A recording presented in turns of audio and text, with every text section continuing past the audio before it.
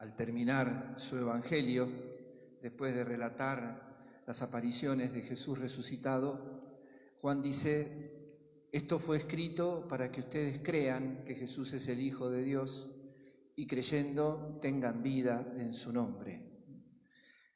Casi como cerrando todo un texto hermosísimo, como es el Evangelio de Juan, él confirma su intención.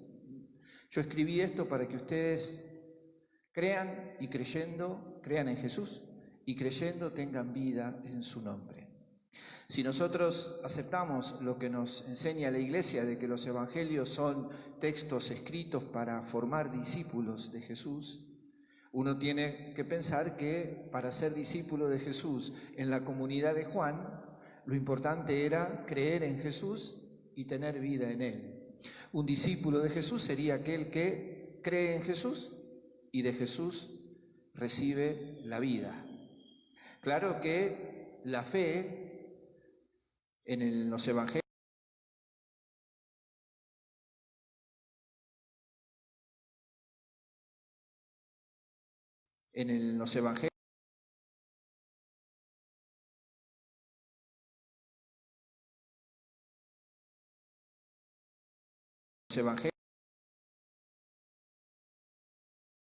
de un montón de verdades religiosas, sino que la fe supone conocimiento, aceptación y entrega. O sea, creer es, lo hemos dicho muchas veces, siguiendo las enseñanzas de San Agustín, creer es creerle, creer es aceptar la revelación que Dios me hace de su amor y entregarle la vida. Entonces la fe es fundamentalmente comunión, comunión de vida con Dios, comunión de vida con Jesús. Y el Evangelio de hoy lo deja muy clarito.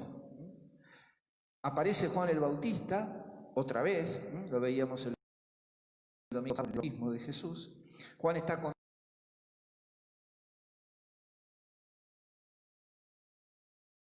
el otro, se presume que haya sido Juan el evangelista. Y cuando pasa Jesús, Juan dice: ahí va el Cordero de Dios.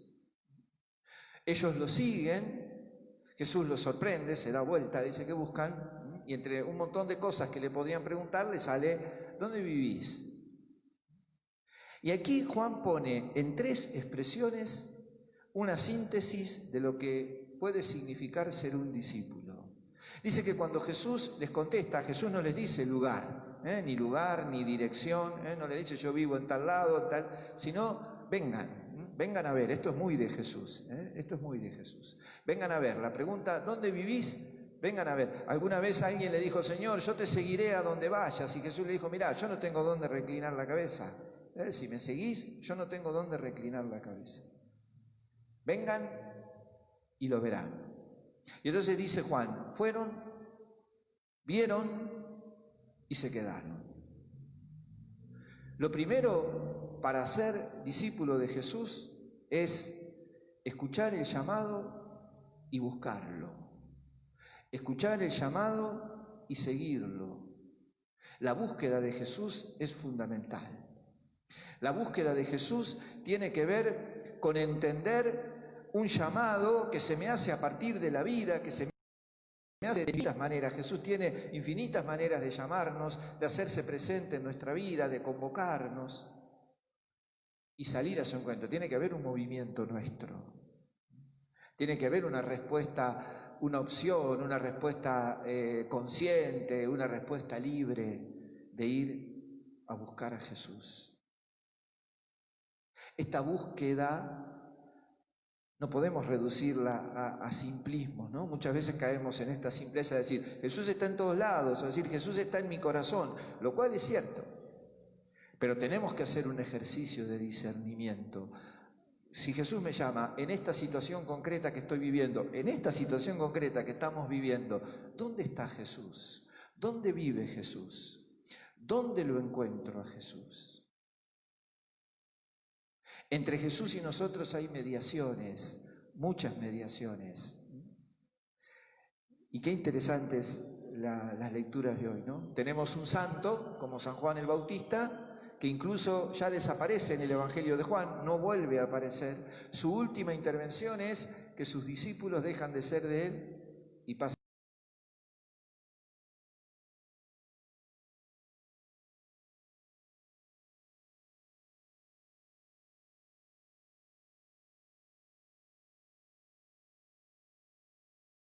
Santo como San Juan Bautista, y tenemos un personaje pobre de macana en macana como Elí, el sacerdote de la primera lectura, que sin embargo será el instrumento usado por Dios para llamar a Samuel. Las personas, las situaciones a través de las cuales Dios nos llama, no son siempre las mejores. No tienen mucho que ver con lo que nosotros por ahí catalogamos o pensamos, decimos, uy, este seguro que es un instrumento de Dios o es una mediación clara y segura de Dios. Dios nos puede llamar de diferentes maneras y a través de todo tipo de personas. Insisto, Elí, pobre, no pegaba una.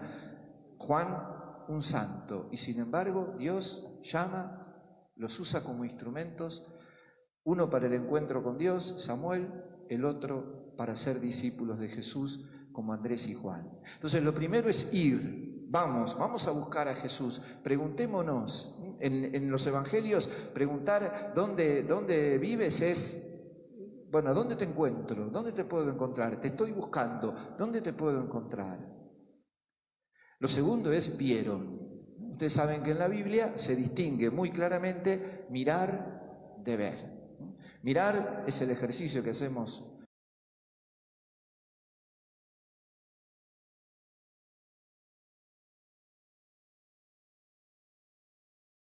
de la vista, ver es contemplar, ver es ir a lo profundo, ver es conocer. Bíblicamente la palabra conocer supone dentro de la persona que quiero conocer y llegar a una comunión de vida con él, con ella. En este caso con Jesús. Vieron dónde vivía. Llegaron a una relación con Jesús que va mucho más allá del seguimiento formal. No es que ahora ya no te seguimos porque le estamos haciendo caso a Juan, sino que al ver dónde vivís, al encontrarte, al conocerte, se quedaron con él todo ese día. Y quedarse y permanecer es lo más hermoso y lo más difícil de los tres pasos. Salir a buscar a Jesús. Bien, yo creo que todos de alguna manera somos buscadores de Jesús y más de una vez en la vida le hemos preguntado o nos hemos preguntado ¿dónde estás? Ver, contemplar, tenemos experiencias que vivimos en la liturgia o experiencias personales de oración donde realmente hemos sentido la presencia de Jesús. Ahora, permanecer es otra cosa. Permanecer es quedarse con Jesús siempre. Permanecer es quedarse con Jesús aun cuando las situaciones no nos parecen claras, no nos parecen favorables. Ustedes piensen en los discípulos. Los discípulos tuvieron un montón de crisis y de situaciones complejas en el conocimiento de Jesús. Pedro no aceptaba que Jesús fuera a la cruz. Felipe decía que si le mostraba al Padre con eso le alcanzaba, como que todavía no estaba del todo satisfecho de Jesús. Se peleaban para ver quién era el más importante. Cuando venían los chicos, los sacaban. Cuando lo ven charlando con la samaritana, no entienden. O sea, hay un montón de situaciones donde a los discípulos les costó reconocer a Jesús y encontrar a Jesús. Y sin embargo se quedan. Sin embargo se quedan, porque Jesús tiene esa fuerza de Dios, de ser Dios, tan extraordinaria que es capaz de romper en nosotros toda tentación de rutina, toda tentación de una fe de mero cumplimiento. Seguirlo a Jesús es iniciar una aventura de vida extraordinaria. Quedarse con Jesús, permanecer con Jesús, el mismo Juan, en el capítulo 15, en la alegoría de la vid, en los primeros 11 versículos, 10 veces pone en boca de Jesús la palabra permanecer. permanezcan en mí, permanezcan en mí. Si permanecen en mí van a dar mucho fruto, si permanecen en mí el Padre los va a amar. Permanecer en Jesús es quedarse con Él siempre, es subir con Él a la montaña de la gloria, en la transfiguración, y es subir con Él al Calvario. Es enfrentarse al mundo con una actitud de discípulos de Jesús convencidos de un estilo de vida. Qué actual, que es la segunda lectura. Después, si pueden en casa, releanla. Hago un paréntesis de lo que venía diciendo. Qué actual es la segunda lectura. ¿Qué hacemos con el cuerpo? Este mundo que hoy se ha quejado mucho de ciertas tendencias de menospreciar el cuerpo que hemos tenido en la Iglesia y que realmente, posiblemente, no hayan sido del todo acertadas.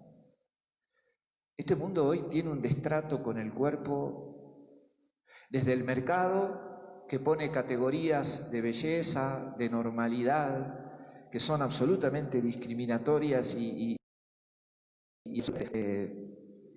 infundadas, hasta estos grupos que buscan pseudos reivindicaciones de que somos los dueños del cuerpo y ser dueños del cuerpo nos permite todo tipo de placer y hasta asesinar.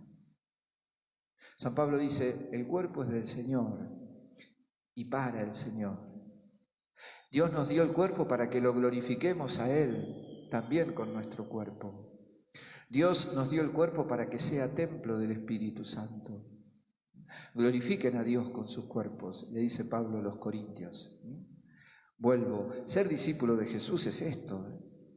Permanecer en Jesús es estar presente en un mundo que me patea en contra, pero yo me mantengo en el sentido de decir, no, mirá, yo conocí otro estilo de vida, soy seguidor de Jesús. Jesús me enseña que la vida es otra cosa. Es más, me enseña la vida, la verdadera vida, y yo le creo y me lleno de su vida. Por eso lo sigo. Tiempo difícil para escuchar a Dios. Tiempo difícil para escuchar el llamado. Y sin embargo, como a Samuel, Dios nos invita. Y Samuel, ayudado por Elí, dice, habla, Señor, que tu servidor escucha. La necesidad del silencio interior y exterior, la necesidad de estar atentos al llamado de Dios, y cuando Dios habla, habla. Yo soy tu servidor y te escucho. Yo soy la servidora del Señor. Que se haga en mí lo que el Señor dice, le contesta María al ángel. No hay camino posible de encuentro con Dios sin escucharlo. Pidámosle al Señor entonces que en este camino de discipulado que hoy nos enseña el Evangelio de Juan, busquemos siempre a Jesús. Nunca nos quedemos con la tentación de pensar que ya lo tenemos, que Jesús está siempre en el mismo lugar, que nos dice siempre lo mismo, que hace siempre lo mismo, sino saber que Jesús es una aventura hermosa que nos va llevando por distintos lugares, por distintos caminos para darnos vida.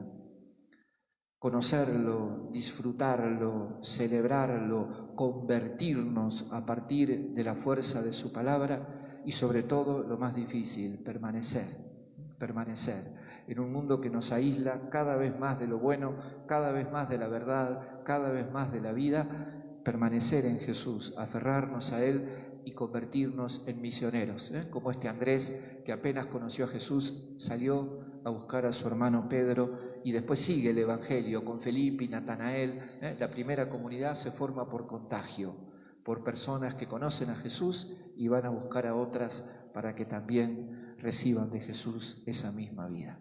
Rezamos el credo.